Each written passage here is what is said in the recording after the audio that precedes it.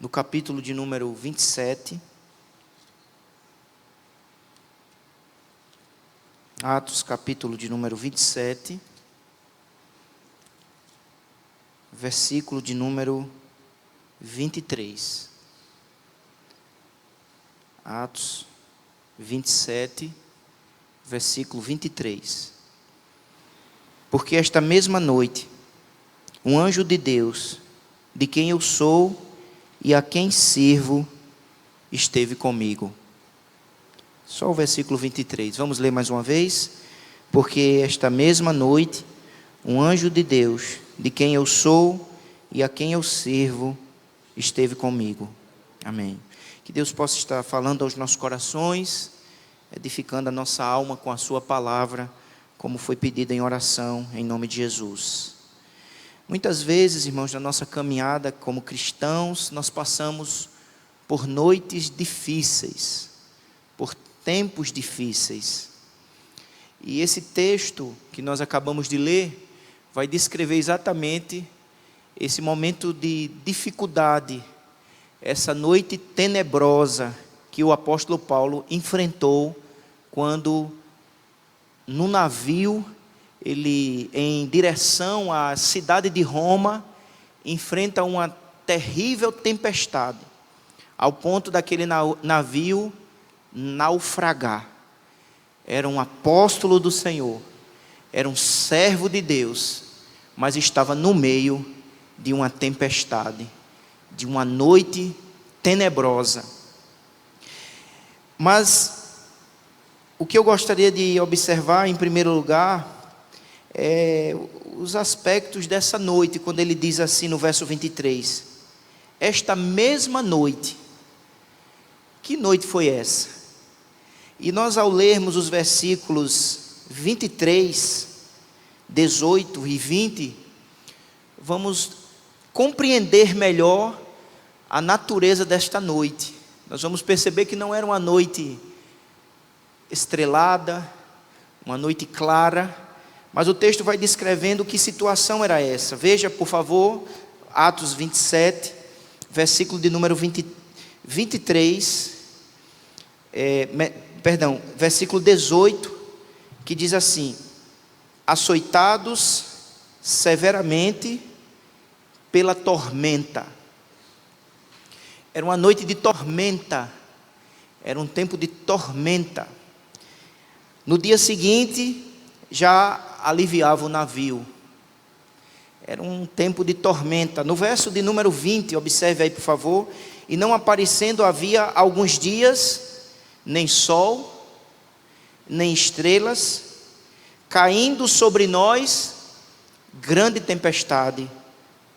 Era uma noite de tormenta, era uma noite de grande tempestade, eram dias sombrios. Veja como ele diz: nem aparecia, nem havia alguns dias, havia já alguns dias, nem sol, nem estrelas aparecendo. Era o tempo da tormenta, era o tempo da grande tempestade. Veja o que diz o final do verso 20: dissipou-se, afinal, toda a esperança de salvamento. Era o tempo do desespero. Percebam a descrição daquele momento: dissipou-se, afinal, toda a esperança de salvamento. Não havia esperança de salvamento, não percebiam nenhuma luz no fim do túnel. Era o tempo da tormenta, da grande tempestade, do desespero. Era uma noite terrível, era um tempo tenebroso. Mas, irmãos, o que nos chama a atenção é que, diante dessa tormenta, dessa grande tempestade, dessa circunstância tão tenebrosa, um homem põe-se de pé. O verso de número 21 diz: havendo todos estado muito tempo sem comer. Ainda tem mais esse detalhe: era o tempo da fome. Paulo, pondo-se em pé no meio deles. Repita comigo essa frase. Paulo, pondo-se em pé no meio deles. No meio da tormenta, no dia da grande tempestade, no dia do desespero, um homem põe-se de pé. Como colocar-se de pé no dia da tormenta? Como colocar-se de pé no dia da grande tempestade? Como manter-se de pé quando não há estrela, não há sol? Como colocar-se de pé quando dissipa-se toda a esperança de salvamento? Como não manter-se prostrado, cabisbaixo? Como não manter-se deitado em desespero e em melancolia? Este homem pôs-se de pé no meio da tempestade. E a palavra de Deus para nós nessa manhã, irmãos, o Senhor nos chama a nos colocarmos de pé no meio da tormenta. Colocarmos-nos de pé no meio da tempestade. Nos colocar de pé no tempo da dificuldade. Estamos vivendo os dias tormentosos, dias tempestuosos, dias difíceis. No sentido espiritual, é fácil constatarmos o clima espiritual em que estamos vivendo: tormento, oposição, trevas, tempos tenebrosos. Mas o Senhor nos convoca a nos colocarmos de pé no meio da tormenta. Há um homem que está de pé. Como você está? Como está o seu coração? Pondo-se em pé no meio deles. E ao observarmos esse texto, irmãos, a gente tentando imaginar esse quadro. Tenta imaginar esse quadro. Um navio escuro, tempestade sem parar, vários dias, o povo sem comer. Imagine, visualize isso. E de repente um homem se coloca de pé. Aí você pergunta, talvez você estivesse naquele barco, naquele navio, e você pudesse olhar para ele e perguntar: o que faz esse homem ficar de pé? O que faz ele reagir de maneira diferente? Porque ele não está como nós estamos, desesperados, desanimados, cabisbaixos, deitados, entregues ao desespero. O que leva este homem a estar de pé, irmãos? O crente é um enigma. O crente às vezes só pode ser explicado na perspectiva do sobrenatural e da fé em Deus. Eu quero, com a graça de Deus, mostrar o que nos faz estar de pé. O que fez Paulo estar de pé no meio da tormenta, irmãos? O que nos faz estar de pé não é a força dos nossos músculos, não é a capacidade interior que nós temos, não é a influência que nós possuímos. O que nos faz nos manter de pé no dia da tormenta, da grande tempestade? E o texto vai nos mostrar pelo menos 3 razões que faz com que Paulo esteja de pé. Ele vai dizer por que está de pé. Em primeiro lugar, nós vamos ler no versículo de número 23 a primeira razão. Porque esta mesma noite, na noite da tempestade, na noite da tormenta, nesta mesma noite, um anjo de Deus, de quem eu sou e a quem eu sirvo, esteve comigo. O que nos mantém de pé é a presença de Deus, irmãos. Nós servimos a um Deus vivo, que no meio da tormenta manifesta a sua presença. Ele não nos abandona, Ele não nos deixa sozinhos. Nós não servimos a um Deus impessoal, a um X filosófico, a uma força abstrata. Nós servimos a um Deus vivo. O Senhor é o meu pastor e nada me faltará. Deitar-me faz em verdes pastos, guia-me mansamente a águas tranquilas, refrigera minha alma, guia-me pelas veredas da justiça por amor ao seu nome. Ainda que eu ande pelo vale da sombra da morte, não temerei mal algum, E o segredo de vencer o medo é a certeza da presença do Senhor, porque tu estás comigo. O que nos mantém de pé, o que nos mantém seguros nesse tempo de tormenta, de grande tempestade, é a certeza de que nós temos um companheiro fiel, um Deus vivo e verdadeiro, que manifesta a sua constante, diária, perseverante e amorosa presença. Ele está conosco, irmãos.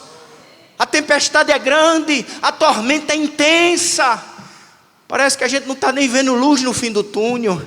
Mas não ande pelas circunstâncias, nem pelos sentimentos. Caminhe pela fé. Como está escrito, o justo viverá pela fé. Fé em Deus. Fé no Deus vivo. É a presença de Deus que nos torna fortes. É isso que Paulo está dizendo. Sabe por que eu estou de pé? Porque Deus está comigo. A sua presença é conosco. E agora nós o vemos como por um espelho. Mas um dia, irmãos, o veremos como Ele é. A sua presença é desfrutada por nós aqui e agora pela fé. Pelos olhos da fé, contemplamos a presença, sentimos a presença, desfrutamos de comunhão e assim prosseguimos.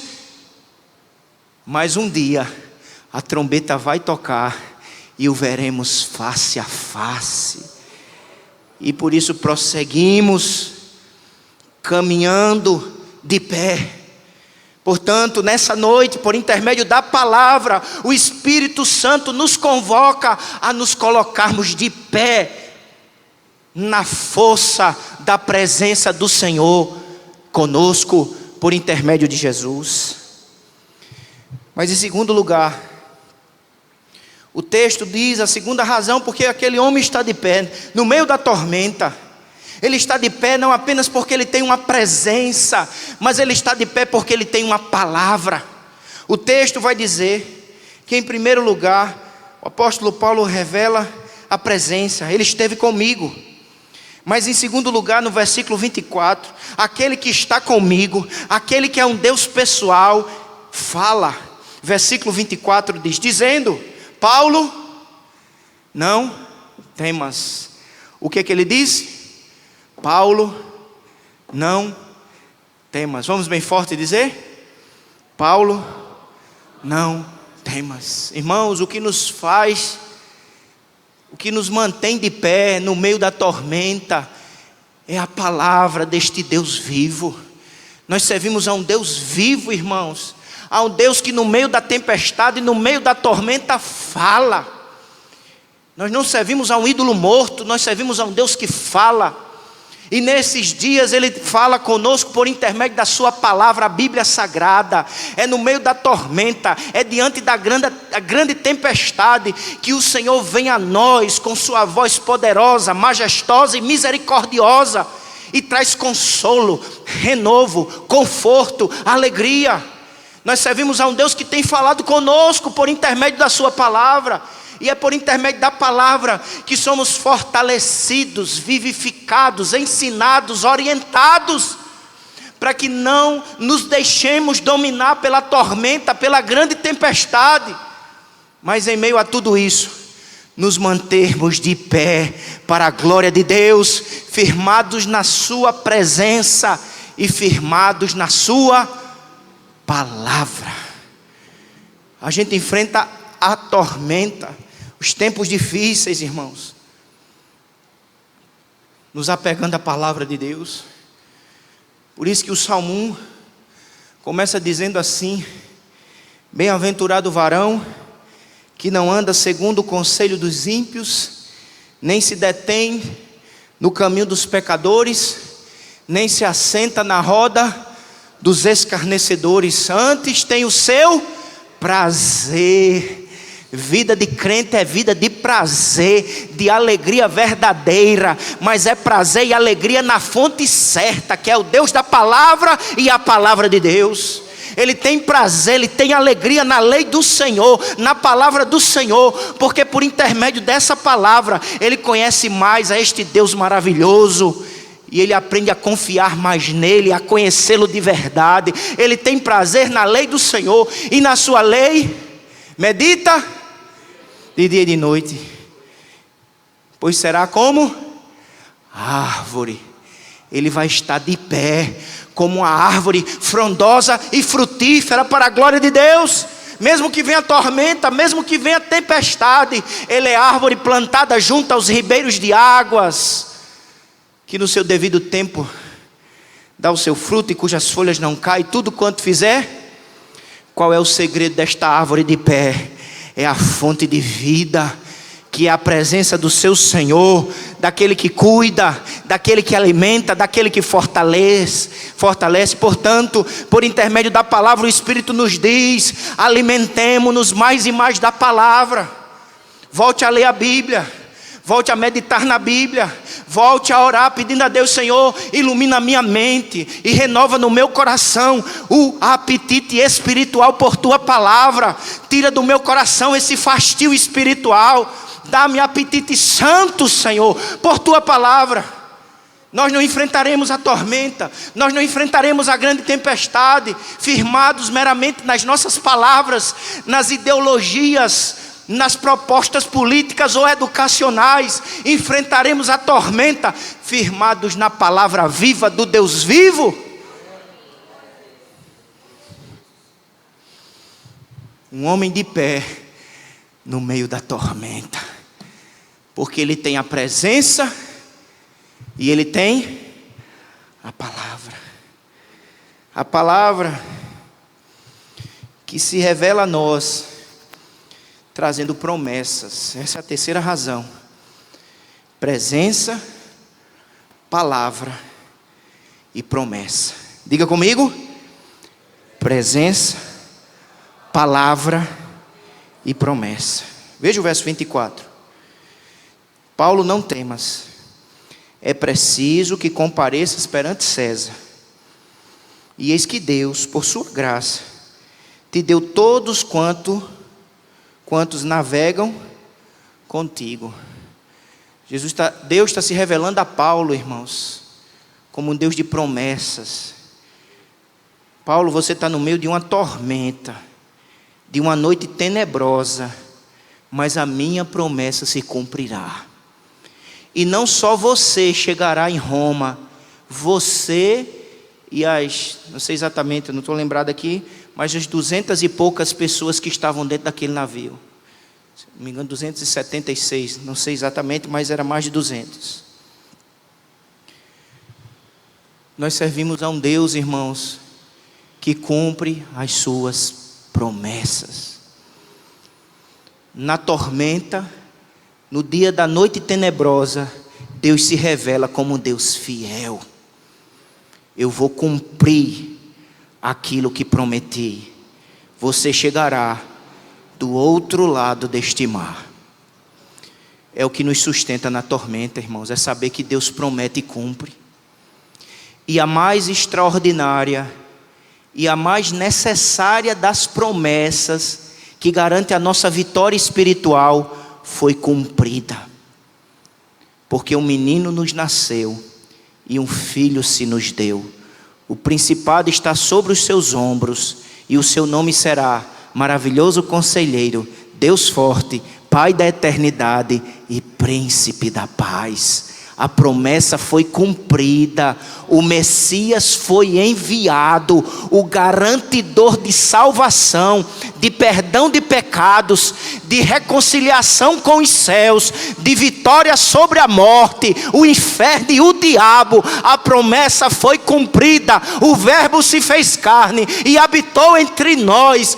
Temos esperança, porque temos uma promessa cumprida. Mesmo que venha a tormenta, mesmo que venha a grande tempestade, mesmo que venha a noite tenebrosa, nenhuma dessas coisas é capaz de destruir a nossa esperança. Porque a nossa esperança, irmãos, é uma esperança viva. Porque a nossa esperança morreu numa cruz mas ao terceiro dia ressuscitou em glória. Jesus vive, e porque Ele vive, eu posso crer no amanhã. Porque Ele vive, Ele é a minha esperança, e a nossa esperança está sempre viva.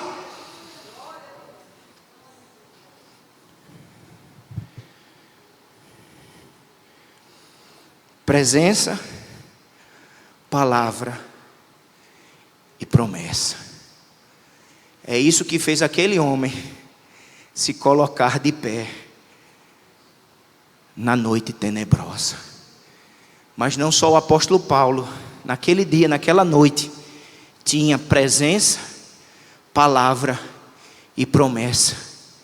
Eu e você, nas tormentas da vida, diante das grandes tempestades e na noite tenebrosa, temos também presença, palavra e promessa cumprida.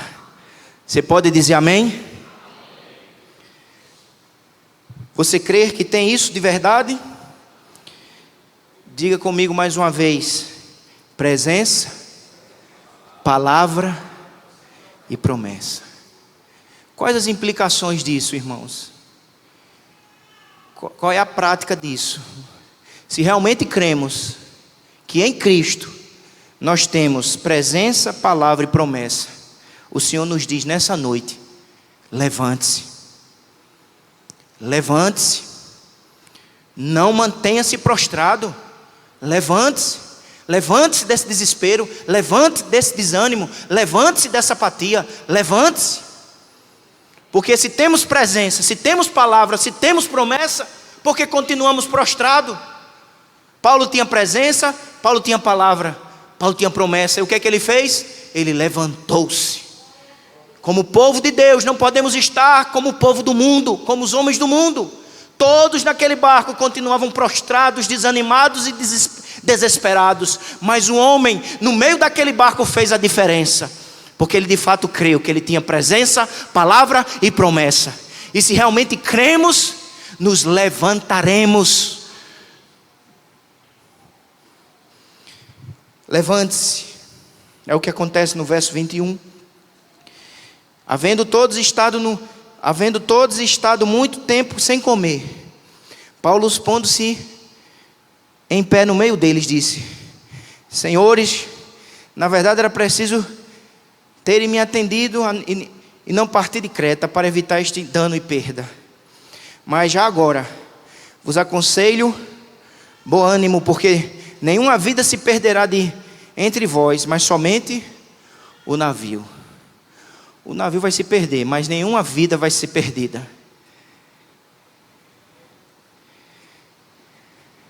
Deus valoriza pessoas e não coisas. Levante-se, a primeira implicação. A segunda implicação está no versículo de número 25. Portanto, senhores, tende bom ânimo. Você pode repetir comigo a primeira frase do verso 25? Portanto, senhores, tende bom ânimo. Irmãos, imagine o quadro. Era uma noite tenebrosa, de tormenta e grande tempestade. Paulo levanta-se, mas ele não só levanta-se, ele anima aquelas pessoas. Ele diz: animem-se. Ele já recebeu do Senhor ânimo, pela presença, pela palavra, pela promessa. Ele foi revigorado, ele foi avivado, ele foi renovado. E quem recebe do Senhor renovo, despertamento, se dispõe a animar outros. Ânimo.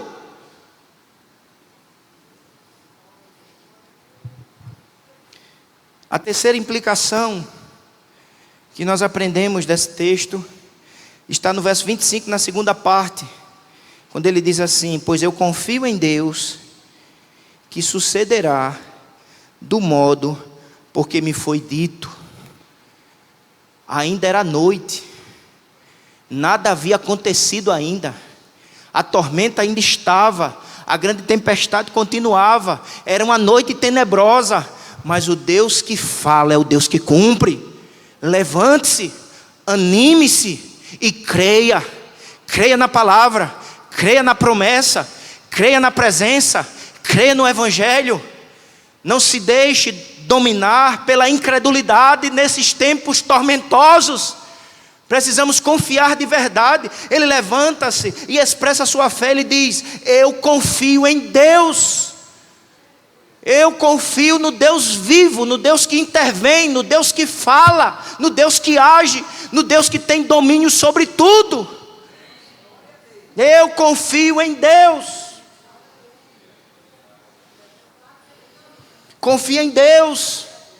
Quem confia em Deus, levanta-se. Fala em conformidade com a promessa de Deus. Não abra sua boca meramente para murmurar, reclamar, intensificar o pessimismo.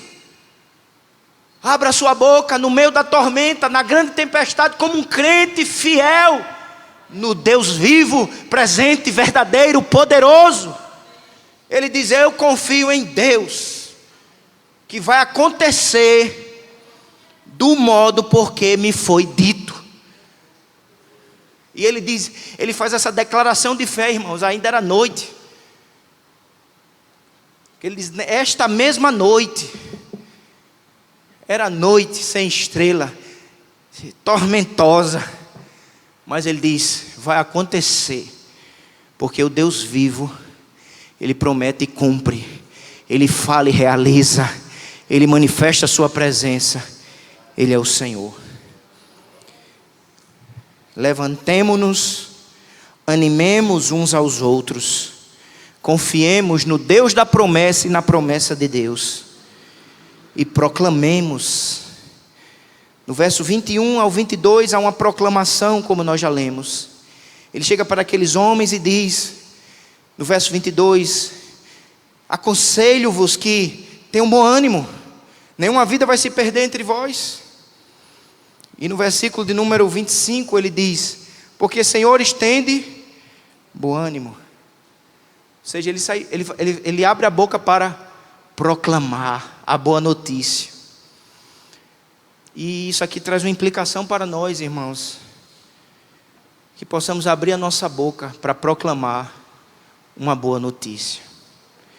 Era uma noite tenebrosa, era o tempo da tormenta, mas um homem de pé está proclamando uma boa notícia. E nós temos uma boa notícia para proclamar nesses tempos nesses tempos de tormento e nessa noite tenebrosa que estamos atravessando, espiritualmente falando. E a boa notícia que temos para proclamar é Jesus Cristo.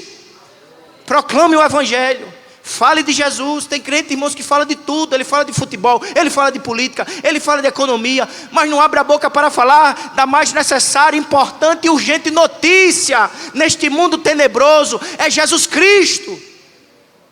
Ele é a esperança para este mundo.